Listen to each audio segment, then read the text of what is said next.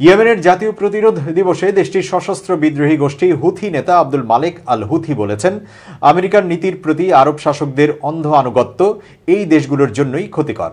একই সাথে ইয়েমেনের জনগণকে সমর্থন করার জন্য ইরান, হিজবুল্লাহ এবং ইরাকের প্রশংসা ও ধন্যবাদ জানান তিনি।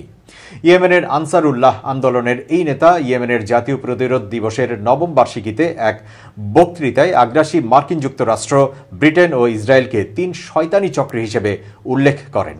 তিনি নির্যাতিত ফিলিস্তিনিদের সমর্থনে পরবর্তী বছরকে এই ৩ আগ্রাসী শক্তির বিরুদ্ধে ইয়েমেনি সেনাবাহিনীর পক্ষ থেকে অলৌকিক ও বিস্ময়কর সামরিক শক্তি প্রদর্শনের বছর হবে বলে উল্লেখ করেছেন।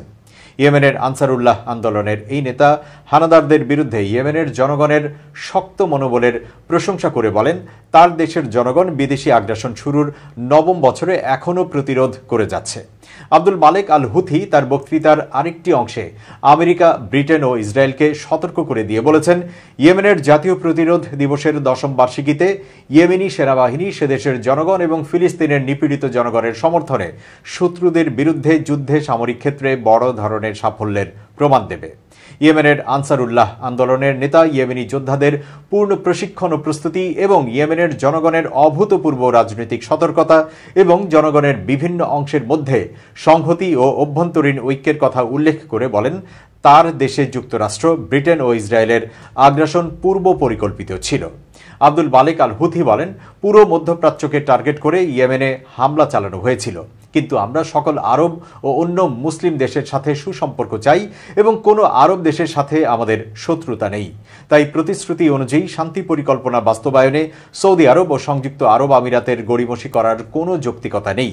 আমরা এখন আমেরিকা, ইসরায়েল ও ব্রিটেনের মতো অশুভ শক্তির সাথে সম্মুখ লড়াইয়ে আছি। সৌদি আরব ও সংযুক্ত আরব আমিরাতের উচিত উত্তেজনা কমিয়ে এনে শান্তির পথে হাঁটা। শান্তি প্রতিষ্ঠার অর্থ হল অবরোধ, আগ্রাসন ও দখলদারিত্বের অবসান ঘটানো এবং বন্দীদের বিনিময় ও ক্ষতিপূরণ দেওয়া। ইয়েমেনের আনসারুল্লাহর নেতা তার বক্তব্যের অন্য অংশে বলেছেন, আমেরিকার নীতি বাস্তবায়ন করে কোনো আরব দেশের স্বার্থ রক্ষা হবে না এবং আমরা সবাইকে আমেরিকার অন্ধ আনুগত্য থেকে বিরত থাকার পরামর্শ দিচ্ছি।